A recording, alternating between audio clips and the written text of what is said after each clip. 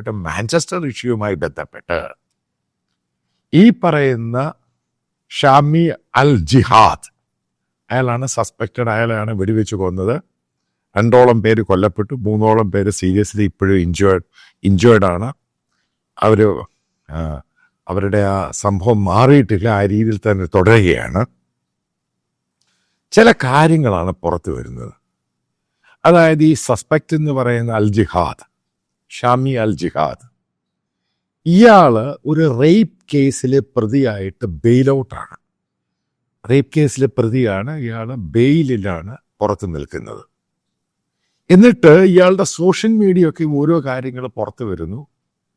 അതായത് പൂർണ്ണമായിട്ട് ഒരു ഹമാസിന്റെ സപ്പോർട്ടറും പോരാളിയാണ്. അത് ഈ സെപ്റ്റംബർ 11 ഹമാസിന്റെ ഇസ്രായേൽ അറ്റാക്കുമായി ബന്ധപ്പെട്ട് അതിനെ പൂർണ്ണമായും പിന്താങ്ങുന്ന ഒരു ഫാമിലിയാണ് ഈ അൽ ജിഹാദ്, ഷാമി അൽ ജിഹാദിന്റെ ഫാമിലി. അദ്ദേഹത്തിന്റെ പിതാവ് ഒരു ഡോക്ടറാണ്, സിറിയൻ ഒറിജിനാണ്.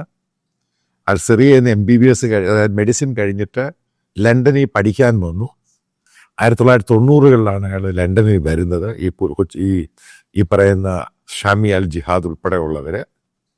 എന്നിട്ട് ഈ ജൂയിഷ് കോളനിക്കടുത്താണ് ഇയാൾ പഠിച്ചുകൊണ്ടിരുന്നപ്പോൾ താമസിച്ചത്. ഈ പിള്ളേരൊക്കെ ജൂയിഷ് കുട്ടികളുമായിട്ടൊക്കെ, അതായത് അവരുടെ കൂടെ ഫുട്ബോളൊക്കെ കളിക്കുന്ന പഴയ ഫോട്ടോകളൊക്കെ ഈ അദ്ദേഹത്തിൻ്റെ പിതാവ് അയാളുടെ ഫേസ്ബുക്ക് പോസ്റ്റുകളിൽ നിന്നൊക്കെ എടുത്തിട്ടുണ്ട്.